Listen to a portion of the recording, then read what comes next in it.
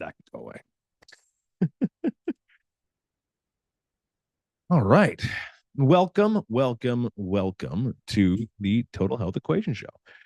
This is basically your one-stop shop. We're going to talk about all things health, physical, mental, emotional, and existential slash spiritual. Kind of all these kind of different domains of wellness is kind of what the main topic of this entire podcast is going to be about.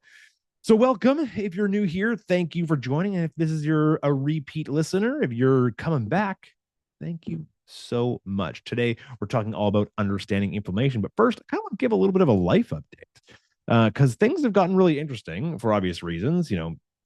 Being a dad, that's crazy. So yeah, I also want to use these episodes to kind of talk a little bit about me and like my personal journey and like what I'm doing right now. So currently, things are going great.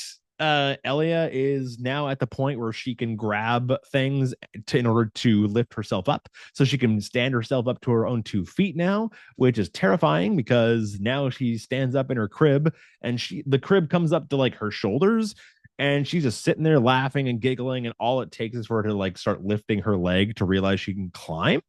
So we got to lower that crib. We got to drop that down a bit because that could be not fun if she ends up doing that. But no, she is so much more active. She started the past couple weeks. She is actually past couple days. Her development has been exploding. She's a lot more talkative, a lot more chatty, a lot more mobile. She's running around a ton.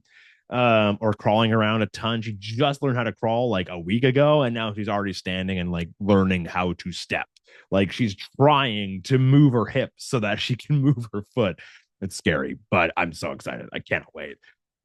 Oh man. And then as far as I go, man, my goals for myself right now is I'm currently just trying to lose a little bit of weight. I'm in at the gym that I go to, the community we're in is very it's difficult to explain, but essentially there's three major energy systems. I'm really good at like the short, explosive bursts of energy, of power, like strong, fast, explosive, and I can run a really long time. Like I can run, if I believe that if I ran out this door today, I could probably go run a half marathon. But it's the stuff in between, that really deep lactic acid burny stuff that really I hit a wall with that stuff. I huff and puff and like sucking in air really, really easily. I don't last very long in that energy system, the middle one. So, past few weeks, I've been doing a lot of training specific to that. And now I'm just trying to lose a little bit of weight along the way. Feels good. Feels incredible. I feel good. Sleeping pretty good. Energy's good. The regular biofeedback markers are doing really, really good. My mood is good. My appetite's under pretty good control. Everything's going pretty good. So good things all around there. The major challenge I'm running into in my athletic performance is mostly just, like I said, my body weight. So it's slowing me down a bit. So I was like, you know what? I should probably start paying a little bit more attention to it. I should try and like cut down the weight a little bit. I know. So there you go. There's kind of like my update. Nutrition update for me, I guess, because I know sometimes people like to know what it is that I do when I'm trying to lose weight, being a nutrition coach and stuff like that. So people get interested. I don't blame them. So the first thing I do is my first meal is around 9 or 10. It's very high protein, lots of nutrient dense carbohydrates like potatoes, specifically sweet potatoes. Love sweet potatoes. I'll usually have some eggs, maybe a steak on the side as well. And then I'll usually have some sort of fruit or two things of fruit, whether it's like an orange, banana, maybe like a couple cups of strawberries or something like that is usually my go-to. And then I'm a firm believer of 3 meals and one snack. I find that tends to be best for the vast majority of people, myself included. So I usually have breakfast, lunch, and dinner, and then my post-workout snack, and that's usually about it. I don't like snacking between meals. I don't get snack food. I don't have snack food in the house. I avoid it if I can. I'm really bad for snacky food. If it's something I can grab with my fingers, like with my hands and shovel it in, then I will. And so I just keep the crap out of the house, and that way I don't fall victim to what I know is a problem for me. So there you go. The temptation that I know I struggle with, I just keep it out of the house, and then I never have to worry about giving into temptation because it's never around. So yeah, that's basically my kind of update. That being said, let's get into it because I know you guys are here to understand inflammation better. And you know what? I don't blame you. Inflammation has kind of been demonized a lot over the past couple of years. I'm sure you've heard a lot of people going off about seed oils and how they're like the devil and stuff like that. So today we're gonna kind of clear the air on some of that. We're going to talk more about what the yes and no's, what the good, the bad, and the ugly of inflammation, and what it's actually why does it happen? Why is it a thing? So let's dive in. So raise your hand if you've ever scrolled through social media and see someone say inflammation is the root of all evil. It's gonna kill you. It's making you fat. Blah, blah, blah, blah, blah, blah. And then they're like, buy my product to fix your inflammation. Yeah, I see it almost every day. But here's the truth: inflammation isn't some villain out to destroy you. It's actually your body's natural defense mechanism, and it's a critical part of your immune system. When you sprain your ankle and it swells, that swelling is inflammation. It's protecting you. One, it's kind of seizing the area so you don't move it too much, but it's also heating up the area, which is going to force more nutrients, oxygen, and blood to get to that area to help us speed up the recovery process. Or even when you get a fever fighting off a virus, that's inflammation. It's helpful. It's actually there to help you survive the thing you're going through. But yes, when it sticks around for too long or fires up unnecessarily, that's when it can cause problems. And today we're cutting through the fear mongering and we're diving into how inflammation actually works in the body, not the TikTok version that they tell you in 90 seconds is going to kill you, when it's helpful and when it's harmful. And we're going to talk about how to spot anti-inflammatory markers in your own body, how to actually self-analyze yourself. And by the end, you're going to walk away with a science-backed clarity, no products, no quick fixes or anything like that, just the knowledge to help you make smarter choices for your long-term health. I'm going to break down the two types of inflammation. I'm going to talk about the symptoms of the bad types of inflammation, including the physical, mental, and emotional symptoms, the life improvements by reducing chronic inflammation, as well as 5 sneaky habits that are actually helping fuel chronic inflammation, and then inflammation, and how to fix them without going extreme, without doing big overhauls of your entire lifestyle, along with the best foods to add to reduce inflammation, as well as the worst offenders, and a little bit of a bonus at the end. So let's talk about the different types of inflammation. Number one, we have acute inflammation. This is your body's emergency response team, essentially, right? This is inflammation at its best. Think of acute inflammation as your body's 911 call after an injury or infection. It's usually short term, just a couple hours to maybe a couple days. It's usually quite localized and usually only affects the area in question. And it's very healing focused. It brings white blood cells as well as nutrients to repair damage.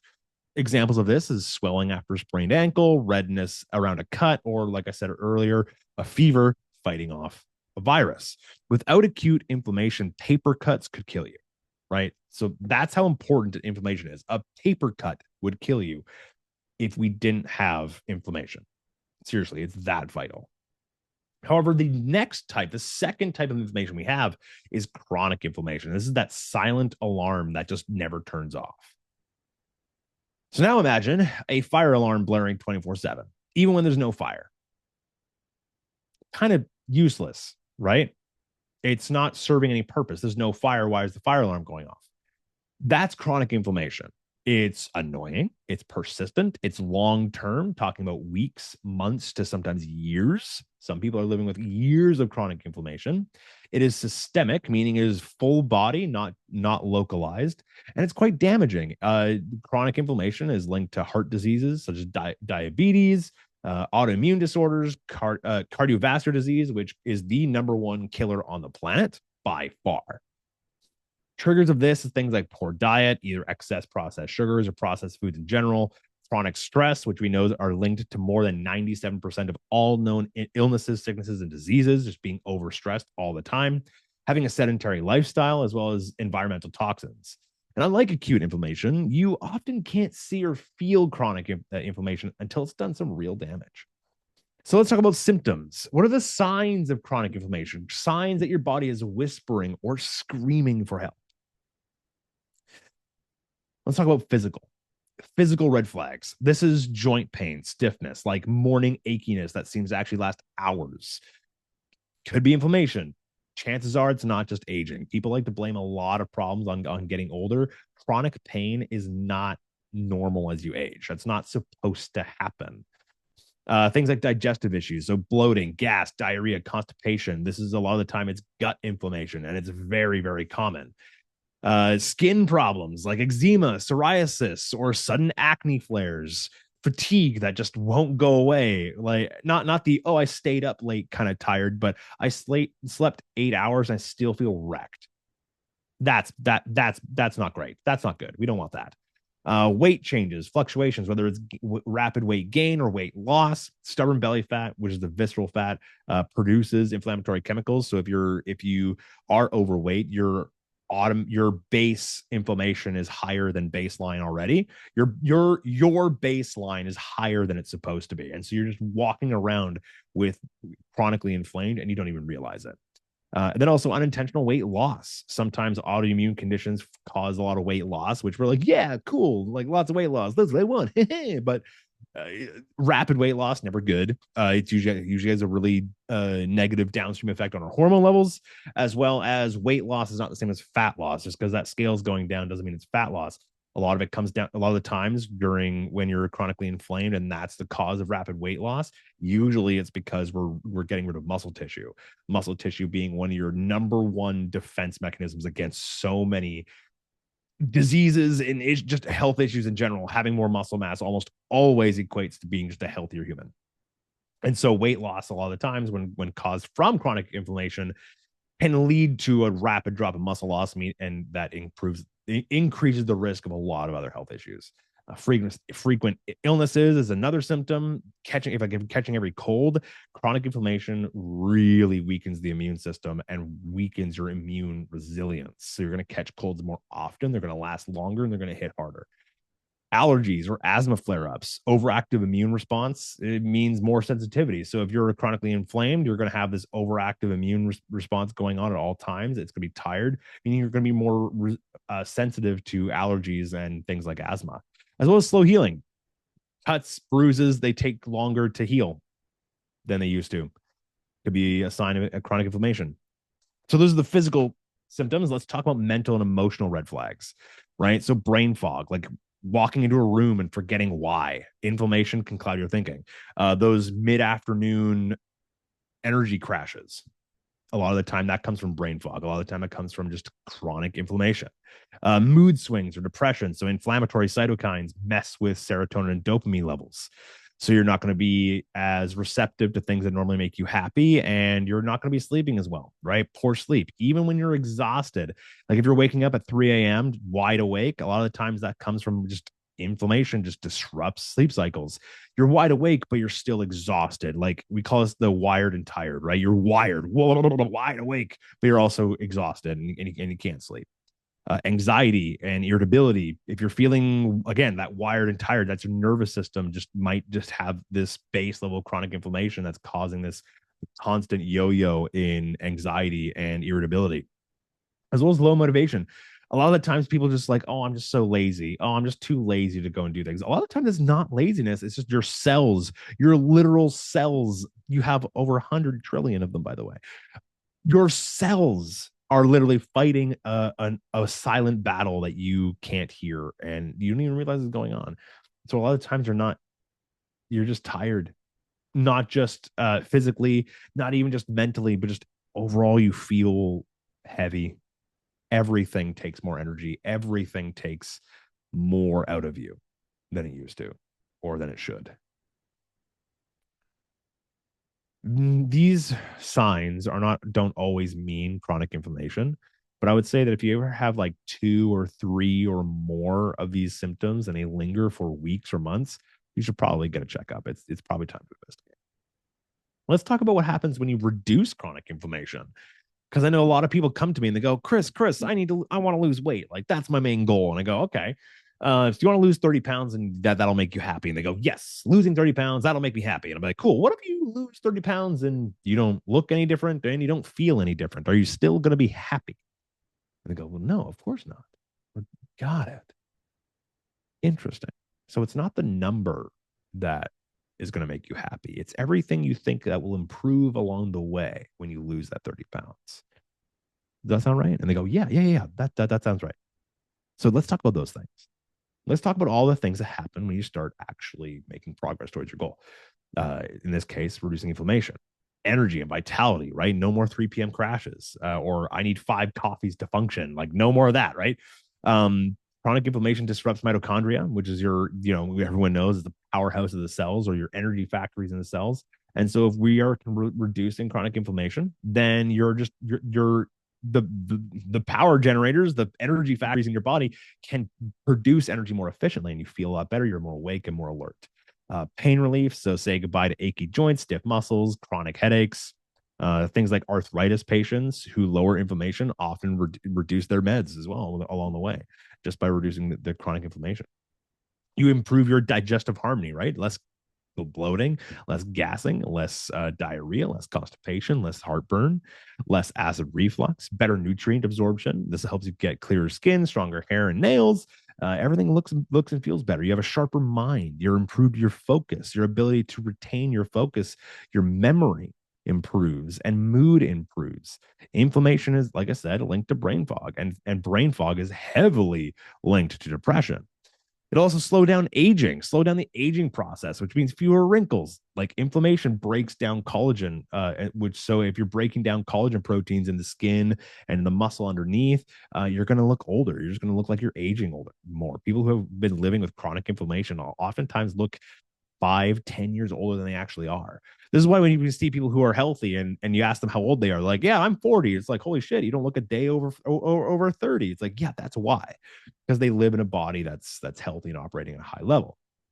So, that also means lower risk of age-related diseases like Alzheimer's, diabetes, heart disease. Again, cardiovascular disease, the number one killer in the world by far, bar none. It's not even close.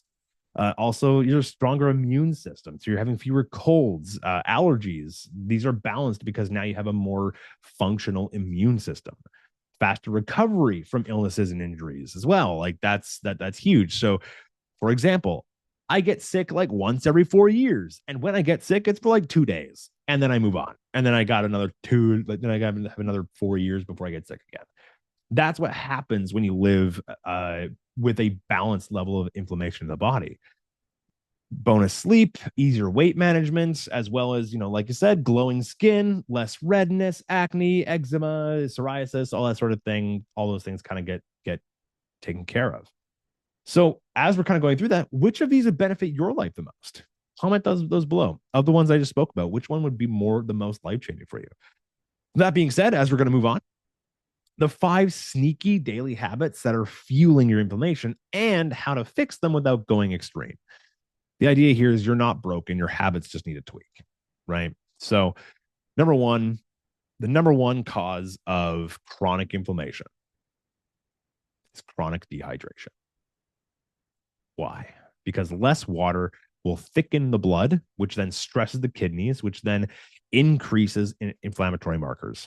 It slows down the detox pathways. Your lymphatic system gets backed up, which means your liver and your kidneys are phenomenal detoxifiers in the body. That's their job. That's literally what they're supposed to do. But if you're chronically dehydrated, your kidneys specifically just can't operate properly because the blood has gotten a lot thicker due to it trying to hoard in and just can't quite. Like when you have paint, right? If you think about paint, right? It's very thick, goopy, and then you add a little bit of water and it spreads easier, right? So anyone who this is going to bring up my nerdy side a bit, anyone who's painted Dungeons and Dragons miniatures or any sort of modeling or anything like that, they know this because we have paint, we use it to paint the models, but then we add water to thin it out so it spreads easier. That's the same thing. Your blood doesn't have enough water in it, so it's very thick and goopy and makes it very difficult for the kidneys to process it properly. It's going to slow down all those pathways and it's going to increase inflammatory markers. So how do we fix this? This is simple. I call it the 2x4 rule. 2x4. Drink 2 glasses of water first thing in the morning before you have your cup of coffee, and then make sure you have 4 more by noon. Bonus points if you add electrolytes, either a pinch of salt plus squeeze a lemon in there. Electrolytes first thing in the morning. First thing in the morning, you are dehydrated. You have about a 2 to 4% dehydration level. but every time you wake up in the morning, more so if you tend to be inactive, more so if you tend to be inactive, plus you don't eat very well, more so if you don't sleep well, more so if you're pretty stressed, right? And there's a lot of things that 2% doesn't sound like much, but 2% dehydration is actually huge. There's a ton that starts to happen when you are just 2% dehydrated. Well, let's go over the list, right? You're more fatigued and have low energy, which will slow down your metabolism, reduce blood flow. You have more headaches, your dizziness, brain tissue loses fluid, triggering pain signals. Digestion is poor, which means less saliva, less stomach acid, more bloating, more constipation. Muscle cramps, joint stiffness, overeating, because a lot of the times hunger signals come down to just being thirsty.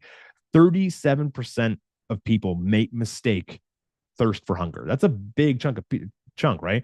Skin issues, dryness, accelerated wrinkles, slower wound healing, brain fog, mood swings, sleeping poorly, your workouts suffer, you're again chronically inflamed, higher risk of injury. All of this from just 2% dehydration.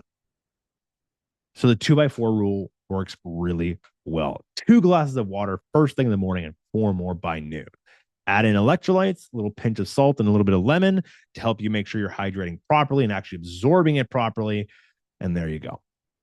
Next, the second habit that creates inflammation is sitting all day or just being sedentary in general.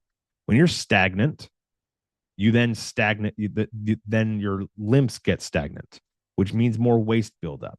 You get tight hips, tight shoulders, compressed organs, gut inflammation, right? Low back flare ups, knee flare ups, stuff like that. If you're sitting too much, you end up, things just begin to settle.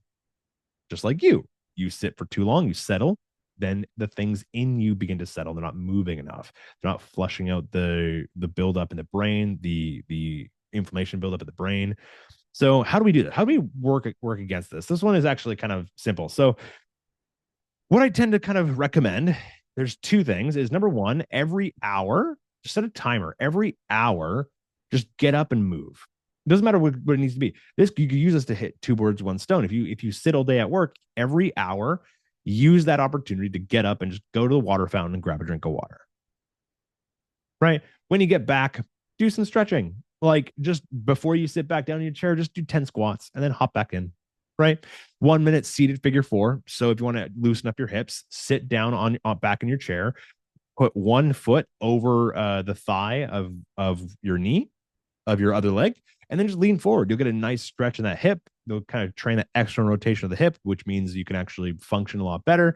But all we're doing is creating movement. Just create movement. I don't care how you do it, but just be more active throughout the day. I call this your ODA, your overall daily activity. The more you can increase your ODA or your ODA, the less inflammation you're going to start building.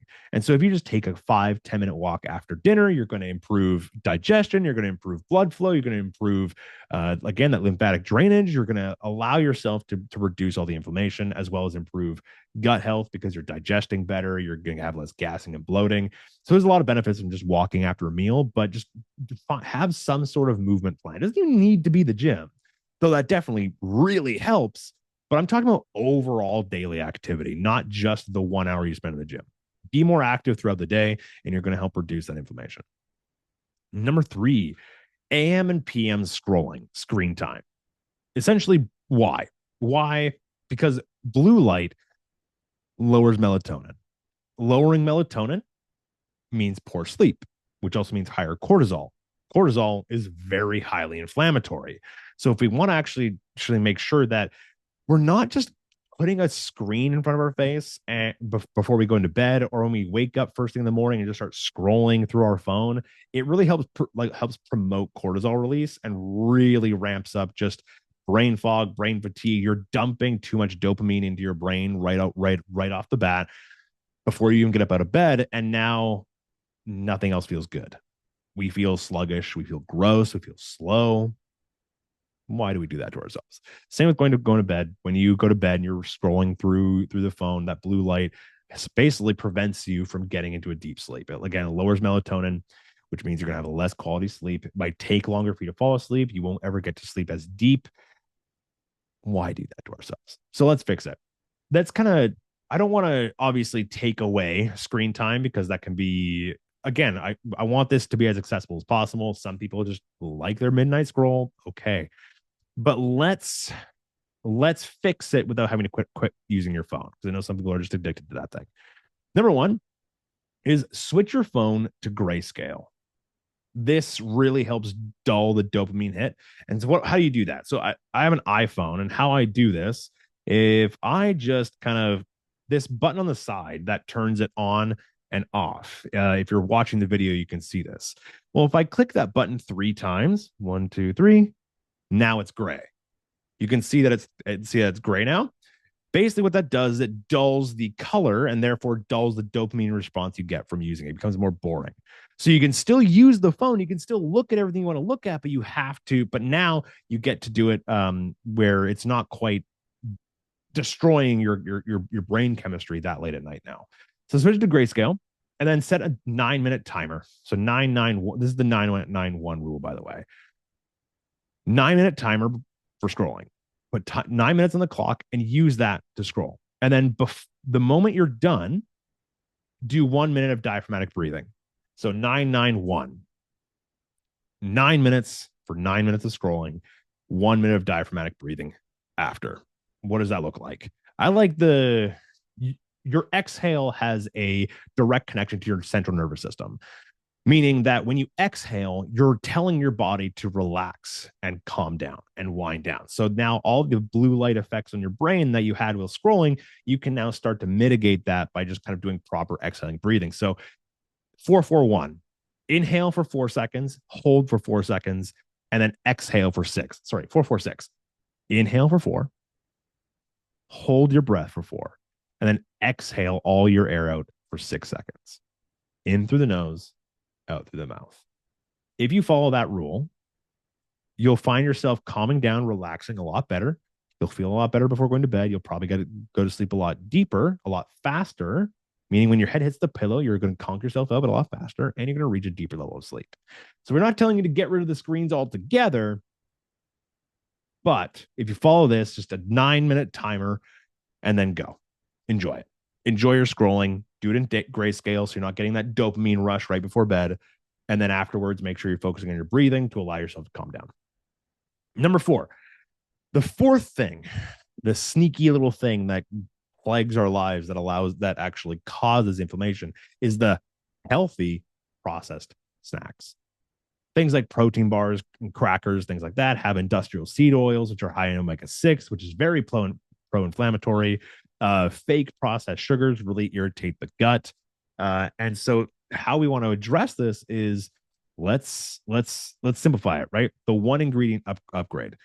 Pair snacks with things like almonds or hard-boiled eggs or baby carrots, some sort of real food, specifically anything with omega-3s. So the almonds and the hard-boiled eggs will be a great option. Baby carrots have fiber. They'll help balance your blood sugars, which yo-yoing elevated blood sugars also promote to inflammation. So without kind of going overboard, all we're doing is we're just going to still have the foods, but just make sure you're pairing it with some real food to actually nullify the inflammation response, but also help with other things as well, such as your blood sugar. Next, the fifth thing. Yeah. So like the healthy processed snacks, it's basically anything that comes in a wrapper. A lot of the times, even protein bars, like I said, crackers and chips and all this sort of thing have some sort of processing involved with high inflammatory ingredients. So even though they're healthy snacks, a lot of the times they still just don't have the great ingredient profile. You're better off just eating real food. But I also understand that that's not always realistic for everybody. So just make sure you're having some sort of real food paired with it, like again, almonds, hard-boiled eggs, baby carrots, whatever you can find. Number 5, the 5, and like I said, this kind of harping back to what I said earlier, repressed stress.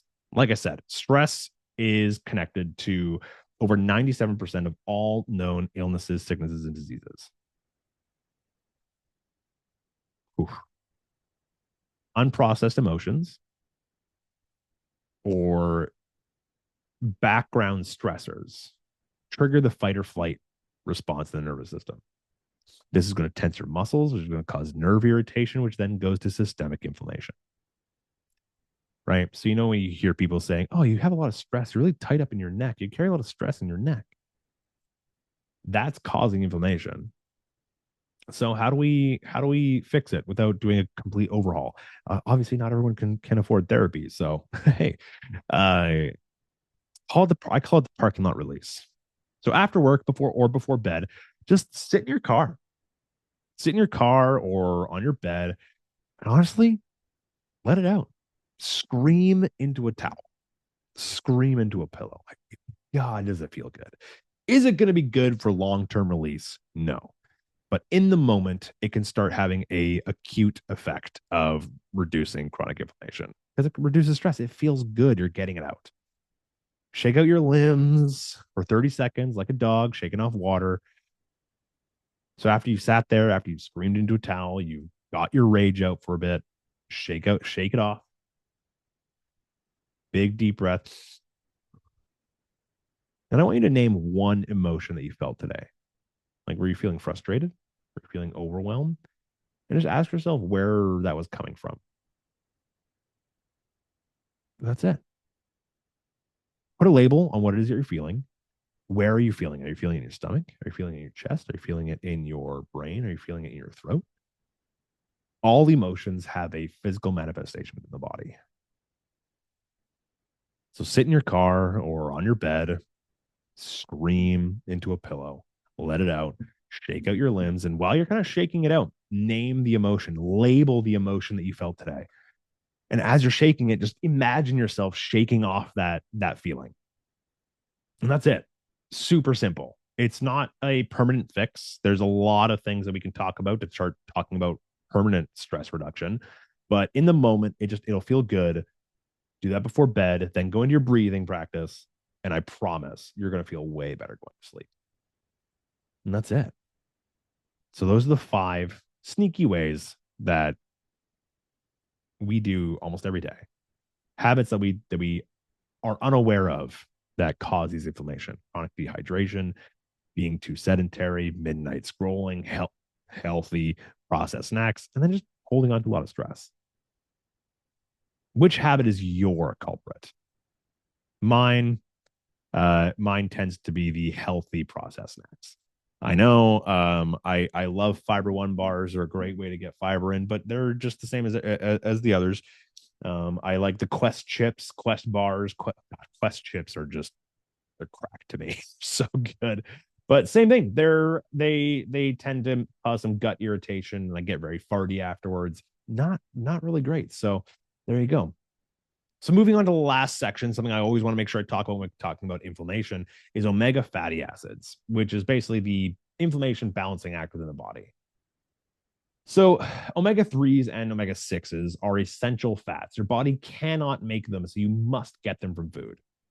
When we talk about omega 3s, is very anti-inflammatory. Then we have omega 6s, which are very pro-inflammatory when in excess. Ideally, we want a 1-to-1 to 1-to-4 ratio of omega 3 to omega 6s.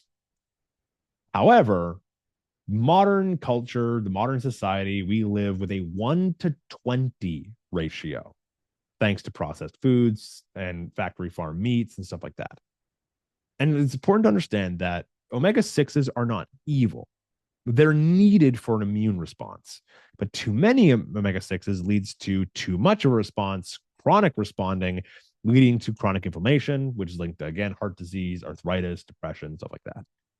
So think of omega 3s as the off switch. It blocks inflammatory pathways, reducing cytokines like TNF alpha. It protects cell membranes, making them more fluid and resilient, as well as supports brain health. DHA makes up to 30% of your brain's total fat. So let's talk about top 3 omega 3 foods, which are anti-inflammatory, right? And these are prioritized by bioavailable, meaning the best sources are higher on this list. Wild caught salmon, sardines, mackerel, oysters, whole eggs, anchovies, herring, avocado, what's it called? Algal oil. I don't know. I can't always pronounce it right. Algal oil or something like that. flax seeds, chia seeds, and walnuts. These are all phenomenal omega-3 options that help reduce overall inflammation. So now let's talk about omega-6s. The inflammation on switch, especially in excess. This gets converted into AA, which is our I can't pronounce it. Acid. I can't pronounce it. And basically, it fuels the pro-inflammatory pathways. These are needed in small amounts for healing, for muscle growth. Yeah, when you do a workout, you want inflammation. Going hard at the gym causes inflammation. It's needed for muscle growth. This is why I always say do not do cardio after your workout. If you do cardio after your strength training session, you are going to reduce the muscle growth response. You're going to reduce the amount of a response that we get from that workout. If you have to, sure, to do it cardio. Some cardio is better than none, and if that's the only time you're going to get it done, then there you go, do it. But doing it right after work, a strength training session, tends to cause those sort of problems. So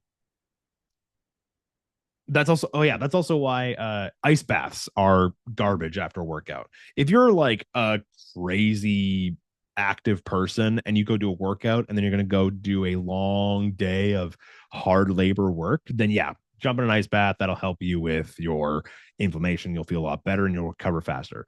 But overall, post workout, you want some inflammation. Now, let's go into the top 10 biggest omega-6 offenders, foods that we consume pretty frequently that have high omega-6s. Things like soybean oil, corn oil, tilapia, which is a fish, sunflower oil, cottonseed oil, processed snacks, chips, crackers. These are made with the above oils I just talked about. Fast food, fried foods, deep fried foods, stuff like that. Conventional pork tends to be very high in omega-6s. Factory farm chicken, which is the vast majority of the chicken that you'll see in supermarkets, very high in omega-6s, which is another reason why a lot of bodybuilders tend to be inflamed all the time, because they have the chicken and broccoli, the chicken and rice diet, right? So they tend to be very inflamed. That's why they have chronic pain all the time. Margarine is often made with soybean and canola oil. Mayonnaise, unless it specifically says olive and avocado oil, mayonnaise is very pro-inflammatory. So, how do we fix without obsessing? Just upgrade your oils. Like use olive oil and avocado oil or butter or ghee when you're in the cooking process. Try to eat wild caught salmon 2 to 3 times a week. Supplement if needed. Yeah. There you go. Have avocado, eat more eggs, grass-fed beef. All of these are phenomenal options. So yeah, this is basically the gist of the information that you need to know on understanding inflammation. Not all of it's bad, but actually acute inflammation is very, very good. It helps with healing, helps with hormonal support, good for the brain, XYZ. However, chronic inflammation, not so much, can cause degradation over time, and it's not great. It's not fun. It has so many downstream negative effects when you are chronically inflamed.